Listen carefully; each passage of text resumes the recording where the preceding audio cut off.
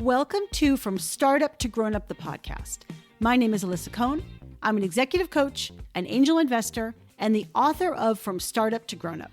Each week, I talk to founders, creators, advisors, investors, and builders of all kinds about their insights and experiences in going from startup to grown up. Wow, you are just going to love this conversation with Oleg Rogynskyy. Oleg is the founder and CEO of People.ai.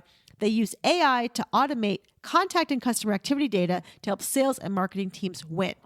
It's his second startup. His first was Semantria, which was sold to Lexalytics in 2014. I was introduced to Oleg through Robin Matlock, who is an alum of this podcast, From Startup to Grown Up. Thank you, Robin. And also Andre Axelrod, who is the former CTO of People.ai and a longtime friend and colleague. And we had such an incredible conversation. Oleg is so thoughtful and very intentional about the way he has thought about building his company. We talk about specific tactics for board management and how he sort of thought about getting the most out of his board and building his board, and when he thinks about taking their advice or not taking their advice. We also talked a lot about what he calls hiring way out of his league and how specifically he approaches his hiring process and how the company has adopted techniques to make sure they have the right people and maintain a high bar and cohesive culture.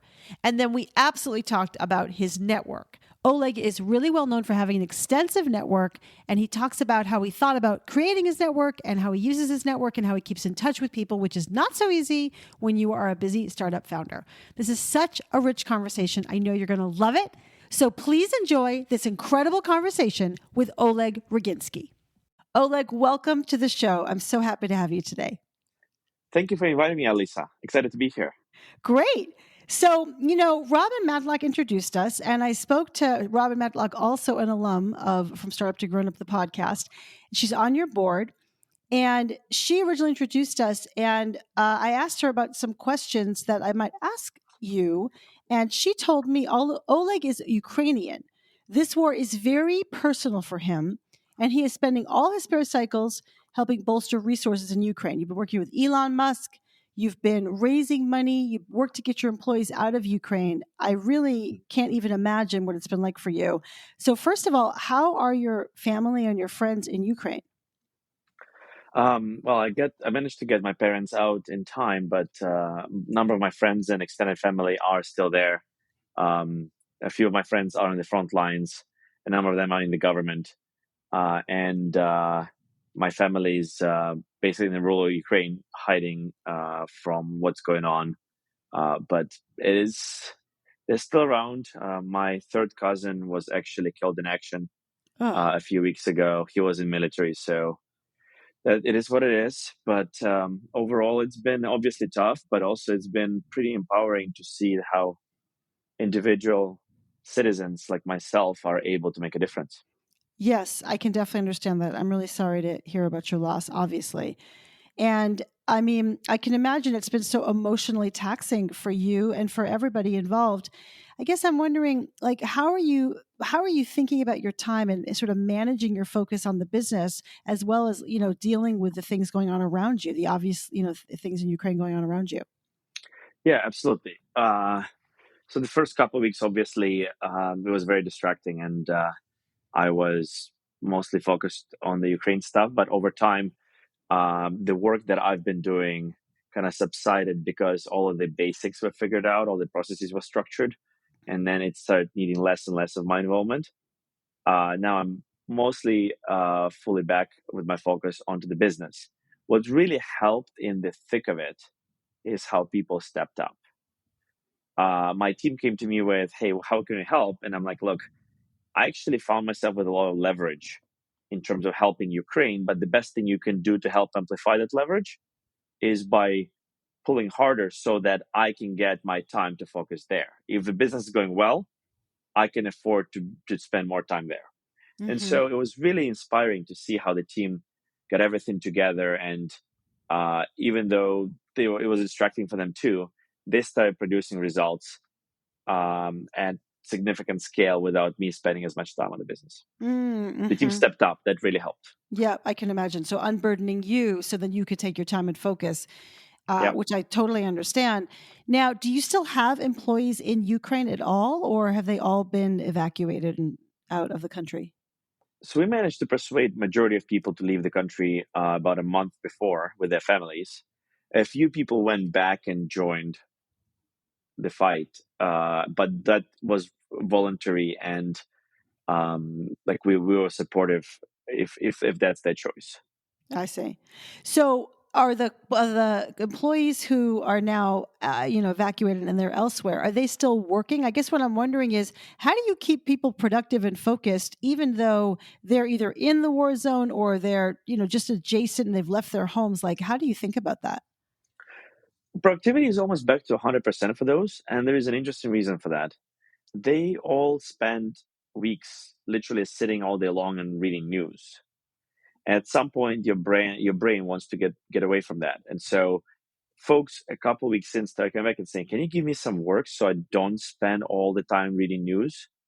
And I can even see this by my own dad, who I flew in from with my mom, flew in from Ukraine, and they were reading news and they were miserable. And I literally, as they're living with me right now, I literally started giving them a lot of work around the house. And just by being busy, they became happier. So that way to use work as a mean to distract yourself from something like Hmm. this is Hmm. definitely a positive thing for them. And productivity, I guess, in some way is keeping up. I think that is so telling about the human condition. I mean, one thing about work, and this is why I became a coach in a corporate context and working with companies, our work is satisfying. Our work is meaningful when we give ourselves to it. And to your point, it Hmm. takes your mind off of the things going on around you that you can't control. And you can really make a difference with the things that you can control Hmm. inside of work. So it can be very satisfying in difficult times. Yeah. I mean, to be honest, I discovered something about myself. Like, no matter how positive or negative of a day I'm having, I'm working with my chief of staff who is helping me plan some of my day and kind of where I'm spending my energy to sneak in a couple quick wins into my everyday. And it just like, no matter how small those wins are, getting them done early creates a very different experience in a day. Now, Oleg, if I step back for a minute, you're a second time founder. Your first company was Semantria. Is that how you pronounce it? Hmm. Yep. And that applied to machine learning and artificial intelligence at scale in solving the challenges of analyzing and categorizing massive amounts of content from texts and emails for the legal industry. And you had a successful exit. You sold that company back to your prior employee, Lexalytics. Hmm. So pretty good, not bad. And I'm wondering, if you look back now, what are some mistakes or lessons learned from that first experience in building a startup, which I don't think got as big, far from it, for as People AI, right? Hmm. Yeah. We sold it about 30 employees or so. Yeah. And the lessons I learned are that market size is everything. You can Mm. control for your product, you can control for your team, but you cannot control for your market. And that also goes for market timing. If you're too early to market or you end up in a small market, or even worse, you're early in a small market, which we were, there's not much you can do there. The best Mm. thing you can do is park this technology with an acquirer, etc., and let things kind of play out. What's interesting is 10 years later, or was it no, almost 10 years later, my technology that I built for sentiment analysis is still powering actually way more companies now than it was back then because the market maturity happened and the market expanded. Mm. So that timing of not being too early is really, really important. And same with People AI. I think we're a little bit early for the market. And now the market is finally catching up, expanding, and we're getting inbound phone calls for our stuff continuously, which is great. Yeah, that's amazing when you see that finally kind of catch on. Oleg, I asked Robin and also Andre Axelrod, your prior CTO and a longtime friend and colleague of mine, I asked him, I asked them both, what are your superpowers? And they both said that one of your superpowers is to build an incredible network. And Robin actually said that you're on a text relationship with like all of the Silicon Valley greats. So I guess I'm curious, when did you realize that building a network was so important? That's a really good question. Back in Montreal days, when I was building Semantria, I focused on building the network and I realized how limiting Montreal network was.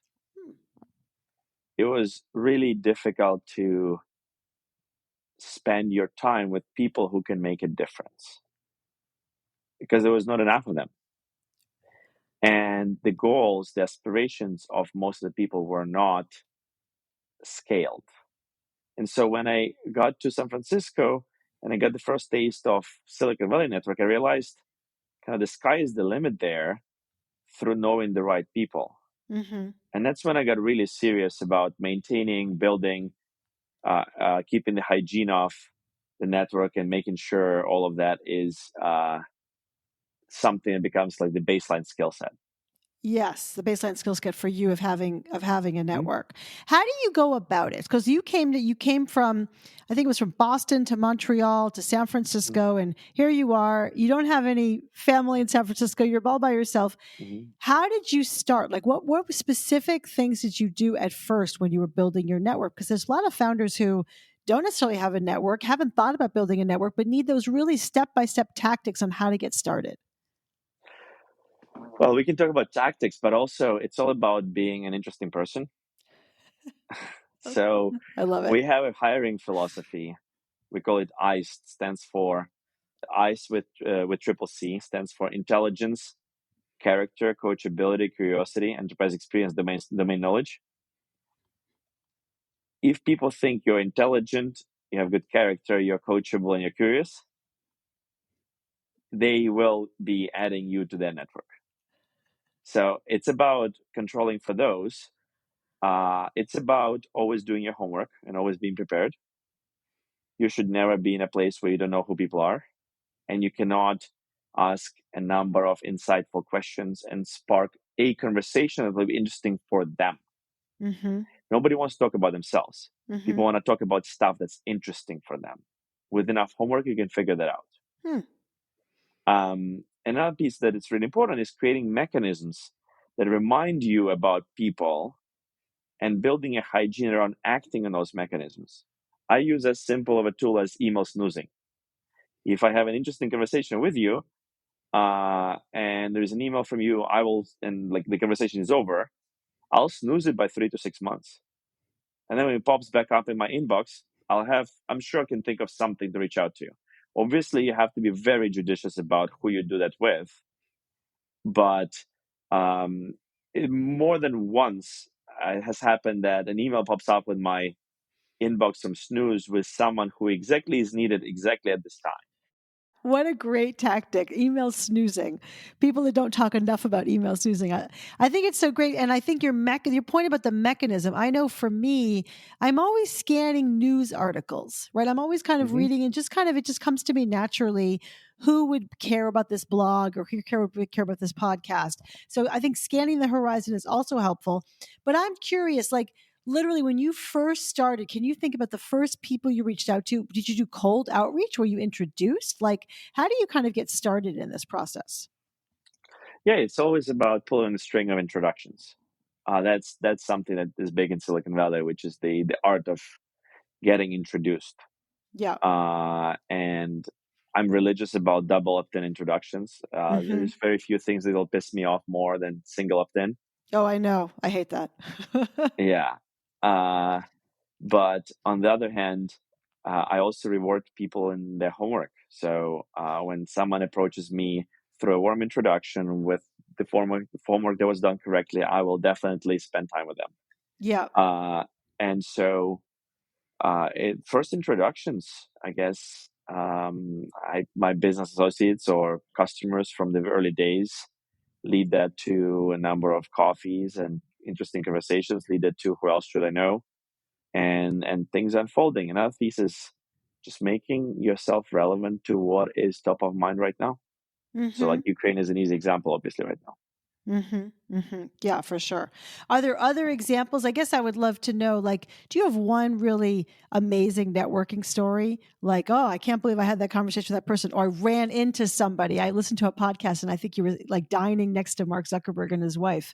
Like, but I'm just wondering if it's a story that kind of encapsulates introduction to, person in your network. Well, the most recent one that comes to mind is when the Ukraine event started. Andreessen Horowitz put together a first group of about a handful of CEOs who had teams in Ukraine in a WhatsApp chat, but by making it interesting and relevant. And I stepped up and kind of became the shtick of the show, just broadcasting the news and having insightful conversations there. The group grew to about 150 CEOs with who is who, and have household names reaching out to me privately after that and saying, "Hey, really want to help on the Ukraine cause. Didn't want to say anything in a public forum, but how can I be helpful?" And we engaged CEOs of $100 billion companies into Mm-hmm. Ukraine cause through that group, and obviously that's a part of networking right there. Yeah. And it's all about also doing what you said you're going to do. Yes. Yeah. Being the kind of person people want to be connected to. And I think also what you're saying is kind of stepping up and being proactive in a leadership capacity and putting Yep. yourself forward so people then want to talk to you. So I'm sure that you get a ton of advice from them. And also, I'm sure you get a ton of advice from your board members. I'm just curious, how do you think about when you get advice from board members, whether you should take it or not take it? Like, what is a time that you got advice from your board and you kind of realized, oh, I'm gonna have to pass on this one. I'm gonna have to tell them that's not a good idea. Like, how do you think about that? Uh, that's a really interesting question, because through the years of working with the board, I learned that I wish they knew everything. They don't always, they're humans, mere humans like all of us. Right. So what I started doing is I actually started tracking on my end, just a notepad, all the things that they and myself are pounding the table about. Like there's one thing is just to give some tactical advice. Another one is like, no, I think you should do it the following way. And again, another reminder, once a year, I review that notepad and actually score who was right, who was wrong on each one of those. Wow. Very rigorous. Yeah. And to be honest, that was very insightful. I'm sure. What did Uh, you learn from that process? well, that one of the board members I had pounded the table on 5 items really hard and was wrong on 4 of them. They just, nobody knows at the point Mm-hmm. it founded like the right thing to do. But in hindsight, obviously 2020, Mm-hmm. but wrong. And so what I learned from that is it is important to listen to the board, but the buck stops with the CEO. Mm-hmm. And the CEO has to make the final call. And you cannot expect the board. The board is relying on limited information from the business, as well as wealth of experience from hopefully similar situations, but very likely different. Mm-hmm. And so you have to take in their advice, but you have to make the final call, or else that's a road to nowhere. Mm. That is really hard, especially for young founders to accept, to deal with. I think there is a sense of like, I thought my board knew. I've worked with plenty of clients who actually wish they had been more judicious themselves. Did you have to learn that yourself? Did you used to sort of take everything, like all their advice as correct, and it's only recently that you've more gained that perspective that you just shared? Yeah, in the beginning, I was listening and executing on the advice. And it took a certain volume of that advice and execution to notice a pattern that not everything works out the right way. And I make plenty of mistakes myself, especially when I don't listen to. So it's about the balance, Yeah. but it's also about just knowing that the buck stops with you. It's not about the ego, it's about responsibility. Mm-hmm. It's my responsibility to make this business successful. Mm-hmm. It's their responsibility to help me, but if I fail, I fail. Mm-hmm. And coming to terms with that attitude. Yeah. Yeah, I think that's really powerful for sure.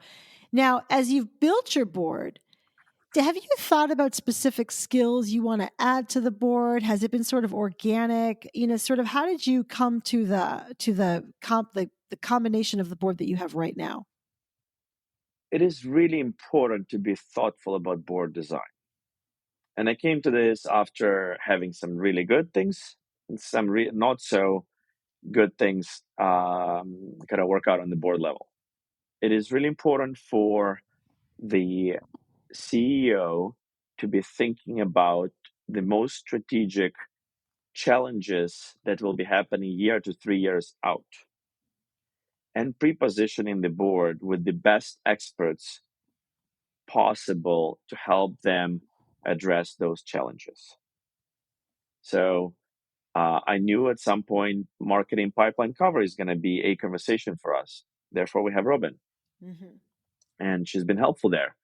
Thus, the CEO also needs to be able to fill in their own gaps or their own soft spots with board skill in a mentorship capacity, not in a here's what you should do capacity.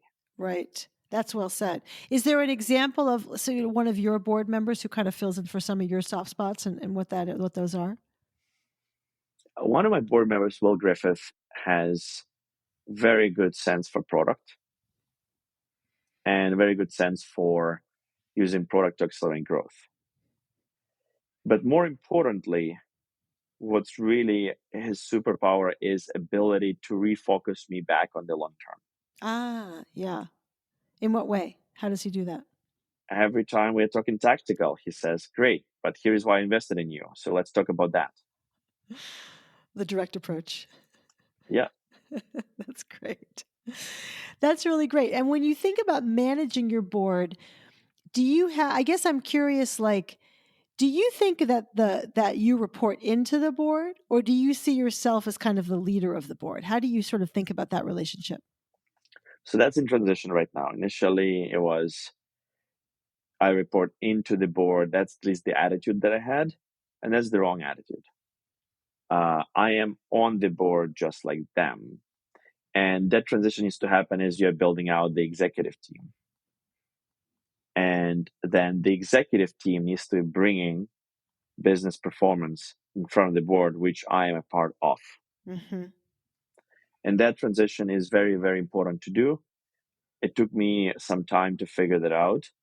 And it also is important to be declarative about the transition with the board because, on the other hand, the board can be playing two roles.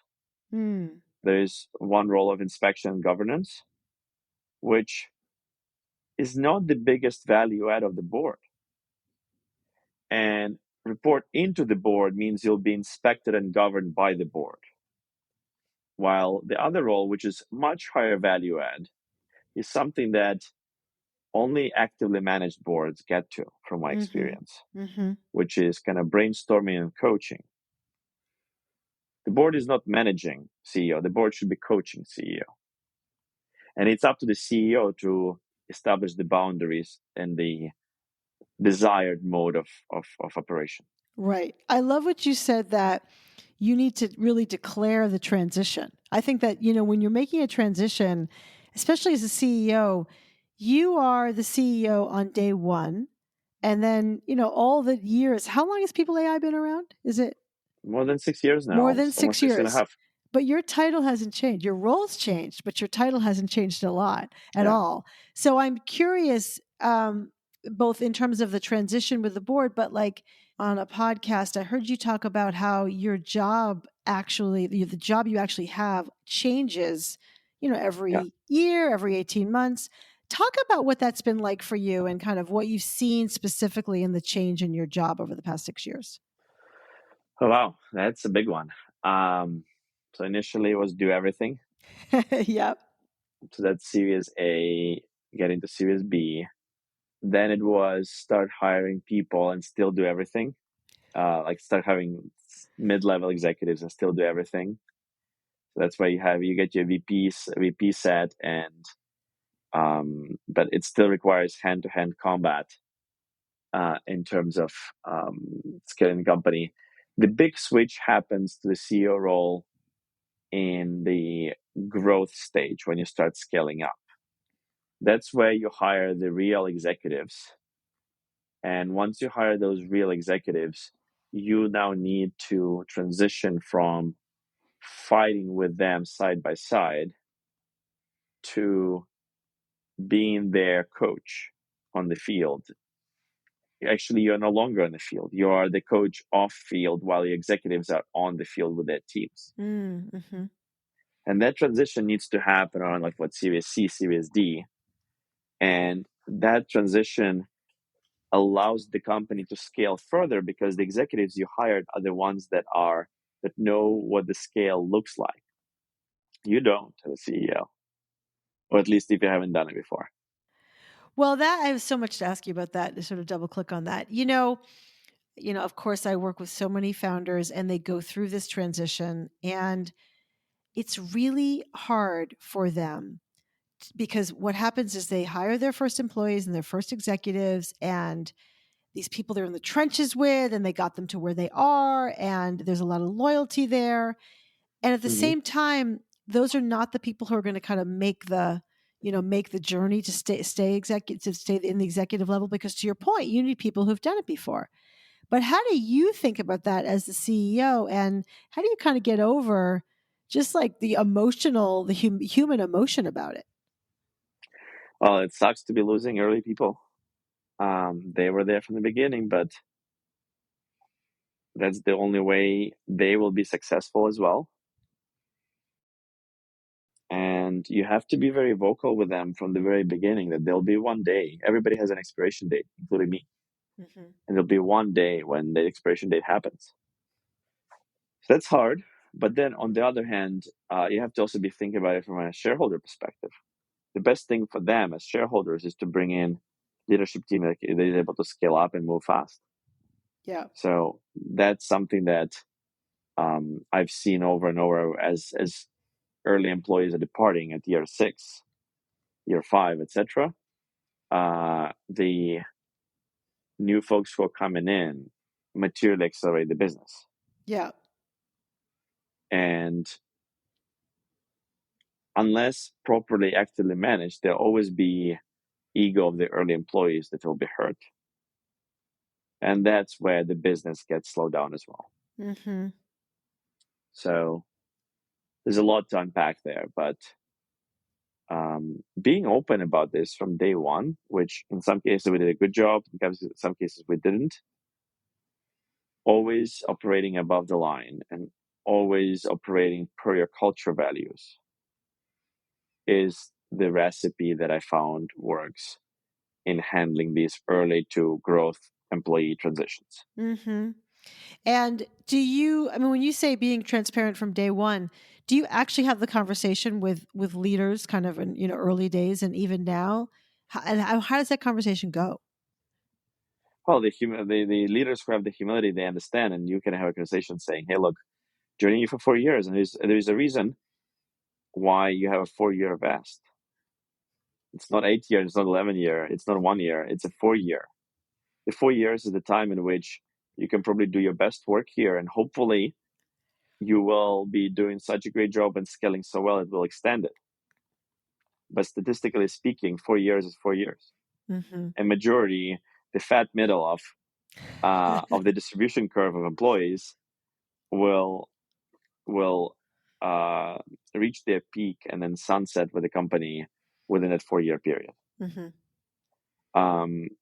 Now, there are a few things we can be doing together to extend the time, such as have great communication, great one-on-ones, work together. I would love to coach you, and I would love you to coach me. Mm-hmm. And the list goes on. So let's be conscious about those, and let's work towards the best. But also keep in mind that there's the mechanics and laws of gravity. Mm-hmm. And so being clear about that up front, you feel like kind of cushions the message, because it actually is just true. Like, you have to bring people in who've done it before, because that's how you're going to get to scale. Yeah. Yeah. And at the same time, when you bring those people in, I've heard you say that one of your superpowers is that you hire people way out of your league. Is Mm-hmm. that true? Yeah. I do manage to hire people out of my league. How do you do that? There's a book called Who. Yeah. That has a methodology for hiring people out of your league.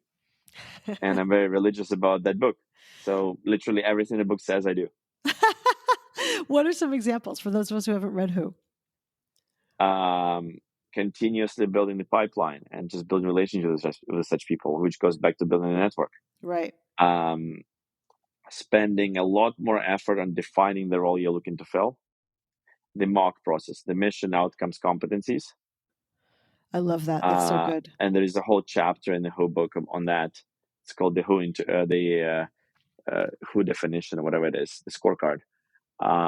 Then having a very structured interview process, and there is very good behavioral interviews in the book, and so on and so on, allows you to just punch above your weight on the network, to impress people with the quality of filtering you do, because the best candidates, when they encounter a very thoughtful and thorough interview process, realize that if this is how hard it is to get in, imagine the quality of people on the inside. Mm-hmm.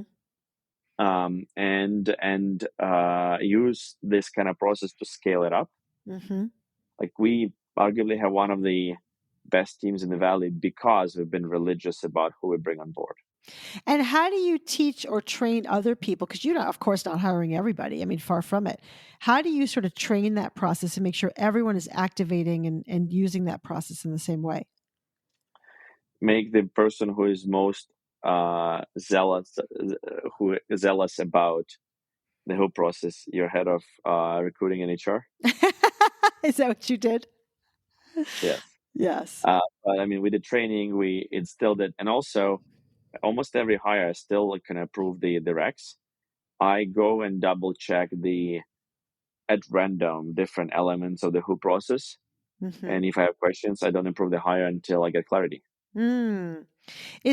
Can you think of, you don't have to say the name, but can you think of a recent hire that you had questions and you had to get more information? And what were the kinds of questions you had? Like, we have a minimum SLA on front door and back door references. Ah. When I don't see those, it's a big no-no. Mm-hmm. I look into what are the uh, ratings from people on the panel whose judgment I trust based on a number of successful hires in the past. Mm-hmm. And if someone I really trust has given a thumbs down, that's a reason for me to go and dig in. I see.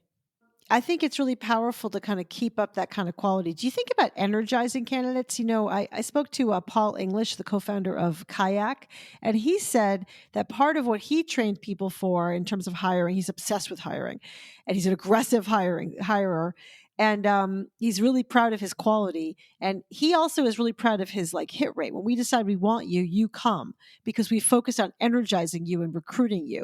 Do you think about that also in terms of candidates you bring on? Yeah, absolutely. I try to be low volume, high quality, kind of high hit rate type of recruiter. Um, so yeah, I don't cast a wide net. And that process of defining who exactly you need in really high resolution Yeah. allows you to be very judicious with the net you cast. Yes. I also think it brings so much clarity to the team and to the candidate.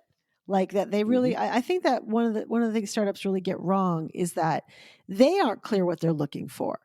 So then that creates a Mm-hmm. lot of churn in the process and then people get upset and then you sort of raise up this gap to sort of see like, oh, we don't quite know what we're looking for here. Yep. But it sounds like you really care. You really have solved for that. Yeah. Everything starts with figuring out what you need. The Yeah. rest is easy. Yeah. I'm not sure. Have you experienced, everyone's talking about the great resignation. Have you heard of it? Yeah, I did. I don't think we've experienced that here. How do you think your culture has been maintained kind of stickiness of candidates, of not candidates, of your employees? Uh,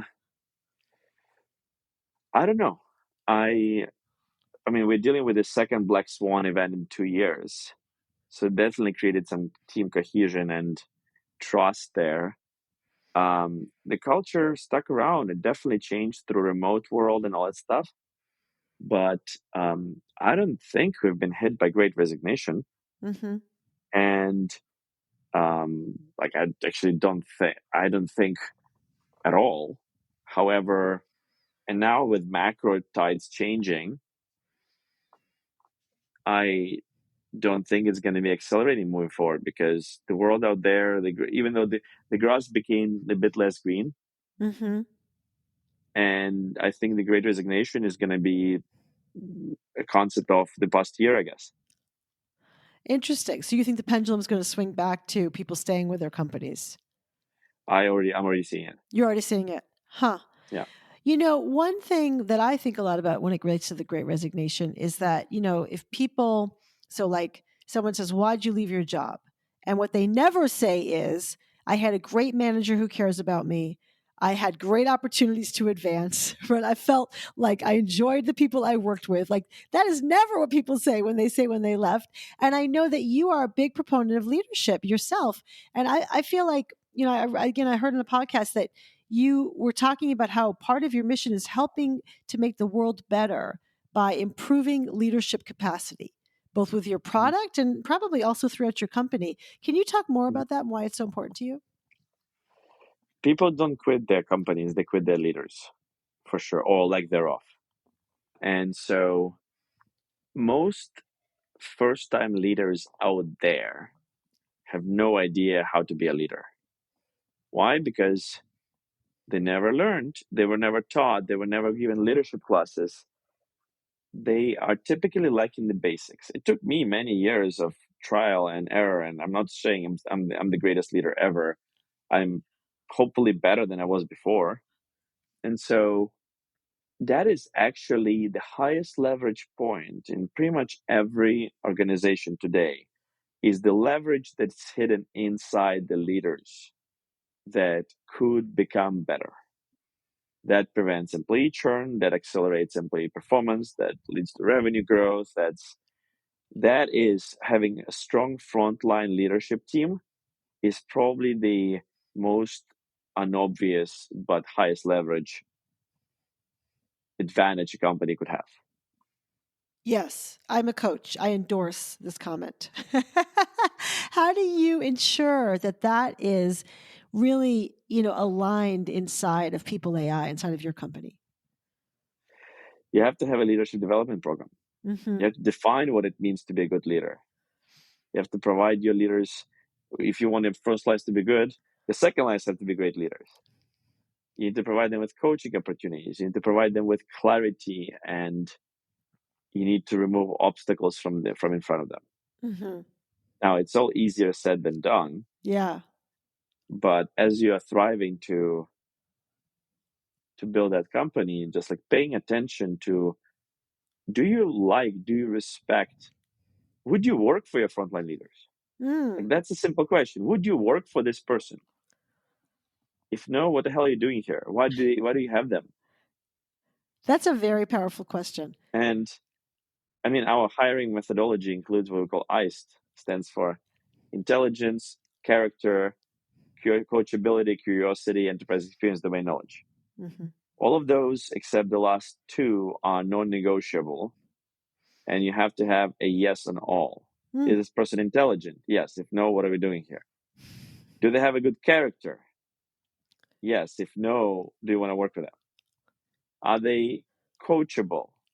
Yes. If no, why would you want to have intelligent, good person that is just not coachable? Next one, are you curious? If yes, great. If not, it's gonna get really boring really quickly. So just having a framework there and running everybody, not just when they're joining, but continuously against this framework. Do I Yes. still think you're intelligent? Hmm. Do I still think you're curious? Is the way to have better idea on that. That's really powerful. Do you, in your one on ones, have those conversations? Like, are you still iced? Or do you, in your performance appraisal process, also still, have this notion of iced inside of that, embedded inside of it? That's a good idea for performance reviews. You're But welcome. That's I free. I'm continuously evaluating people on ICE. Yeah, in your head. Yeah, And you feel your leaders are as well? That something you guys I talk hope about? so. I could be more intentional there. Ah, okay. Well, you're not alone. One thing you've also talked about, or I should say that has been said of you, when you were named one of the top 10 CEOs by Comparably, Congratulations on being named one of Thank the you. top 10 CEOs. Some of the comments were that you are radically transparent. Radically transparent. So I'm curious, is that intentional that you want to be radically transparent? That's important for you as a person. What are your values? It had its downsides, Mm. but I do believe in transparency. I do believe in. I just don't think you can scale the business without your team knowing which direction to row in. And not being transparent leads to mistrust. Mistrust leads to more cycles spent in communication and figuring things out, and so on and so on. So I just believe opaqueness brings inefficiency. Mm. Yes. Totally agree. And I think more transparency is better. But when you say it has its downsides, what's an example of like a downside? Sometimes people are not ready to hear the truth. Mm.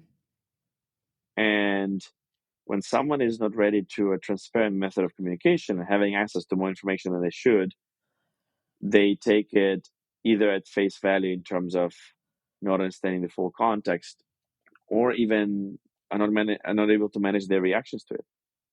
Hmm. And that's where more thrashing happens. Right. How do you then solve for that when that kind of thrashing happens? It's extra work. You have to pre-educate people on what matters, why things are important, and how things are coming in, and give them the background you need them to have to be able to consume the information correctly. Ah, how do you that's fascinating. Pre-educate. I've never heard that before. Is that just sharing what's important and what the metrics are and how we do things around here? Is that what that means? Yeah, and how to read things. And Ah, hey, you probably will see this result is surprising. Here is the bigger context about it. yeah, that makes a lot of sense. You know, um, I again have listened to a lot of podcasts and read a lot about you, and I know that you have a lot of coaches yourself and mentors, and that you really pride yourself on being coachable. I'd love you to share how you personally prepare when you're going to have a meeting with a mentor or a coach. If it's the first meeting or a repeat meeting, my preparation is different. First meeting, I typically would spend an hour just researching everything there is about them. And it's YouTube, it's articles, it's whatnot, it's social media, and just try to understand them from the outside a little bit. I always prepare 5, 10 questions I'm going to ask you. And then I go in with an open mind, because the one thing that's common across all plans is it never goes to plan. Uh, but at least you'll show up thoughtful, you'll know the right level of detail, and you'll be able to say something that's relevant. For repeat meetings, it's you always have an agenda, and you always stick to the agenda, you execute. I find it's very disrespectful when people are not prepared Mm-hmm. for a meeting where they're taking your time. And Mm-hmm. therefore, I do not want to be doing that to others. Got it. So preparation for you is key, and I'm sure they give you feedback. Is there a piece of feedback that you've gotten recently from a mentor or a coach that was very impactful for you? The board management, a lot of it came from mentors and from observing others do it. In fact, recently I was invited to literally sit in on a board meeting of a CEO who was very proud of their own board dynamics. Mm-hmm. And it was very telling, very interesting. What I learned was the approach with which the founder structured the board, and almost like the right to participate in the board meeting. And he demands from his board 3 things: inspire as the number one priority, Mm-hmm. brainstorm and help as the number two. And only when you inspired the CEO and the team and brainstorm and help them with their current problems, only then you earn the right to inspect. And that was a very different dynamic from what I've seen. And how did that change your own style? It's about to. Watch the space. That's so great. I can tell when you talk about curiosity, I can tell how much of a learner you are. Um, I just really appreciate that you're kind of looking around and seeing how people can do it better, and also open to coaching yourself and open to feedback yourself. One thing as a founder CEO, I don't know anyone in your company, but I do know this. There are people who don't want to tell you the truth because you're the boss, right? Because you're the founder Yep. CEO. So, what do you do? What techniques do you use to get people to tell you what's on their minds in light of that? That's the one I'm still working on, because top-down techniques do not work. You can build better systems for better inspection, which, sure. I think the best move is to create the safe space for people to share the hard truth and reward sharing things that are not pleasant to share. Mm-hmm. In fact, today I'm going to be doing that. Mm. I'm going for a happy hour with my team, and there's one thing that didn't go right. And right before this podcast, I was in a meeting with them, and it was clear that they're very uncomfortable speaking about that thing. And the whole meeting was very uncomfortable with them because it was literally this thing didn't go well, and all the way up to CEO is involved now. But my plan is to thank them for owning it and encourage them to continue owning it and position me as a resource and support for them, not as the main driver. Mm-hmm. There's another framework I really like. I learned from our COO. It's called DAISY, stands for Driver, Approver, Contributors, Information Only. And I think people get discouraged when DAISY gets yanked from under them and reshuffled. Mm. You own this thing, you failed, therefore I'm the driver now. Yes. Versus what I think is really important is to reaffirm the roles and step up your support from a contributor's role, for example, but let them still drive it. Let them continue owning it. That's assuming you hired the right people. Right. So letting them continue owning it, because I think people do get demoralized where something's taken away and they're not left to solve their own problems. Exactly. And then they feel like they've lost people's confidence. And then also, by the way, you miss the opportunity to train them. I'm glad you're going to do that at your happy hour. And I do agree that it's actually so hard to get that real feedback. And you have to kind of keep celebrating and keep asking for it, including asking for suggestions. I'm curious, so many founders, especially younger founders, which you are one, experience at times imposter syndrome or self doubt. Have you ever experienced self doubt, severe self doubt, or imposter syndrome? Like every day. What's that like? Tell me a founder who doesn't have imposter syndrome, and I'm telling you that they're not pushing the boundaries. It's so true. Oh, it's like, I mean, every day you're thinking, oh wow, am I even supposed to be doing this? Like, most recently, it's the whole Ukraine thing. Like, I was working on a number of projects that are like, holy cow, I can't believe I'm even involved in this and the amount of leverage that I'm moving around.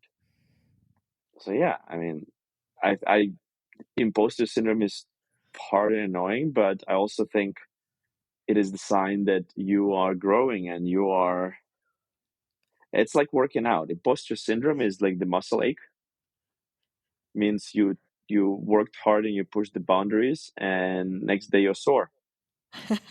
That's a great analogy. How do you handle it, or what advice do you have for founders to handle their own imposter syndrome? What advice do you have for founders to handle their soreness after Yeah. the gym? Push Yeah. harder. Do it again. Have you found your comfort zone? Have you found that you've expanded your comfort zone by pushing and keep pushing hard again? Yeah, Yeah. yeah, for sure. I mean, like imposter syndrome in its own, like being where you haven't been before, is kind of becoming a not natural state, but like a thing that is supposed to be happening. So, Oleg, just a couple more questions. What do you wish you had known earlier on your journey? Being very declarative about leadership principles. Or even more important, and this goes back to Andre, how important culture values are.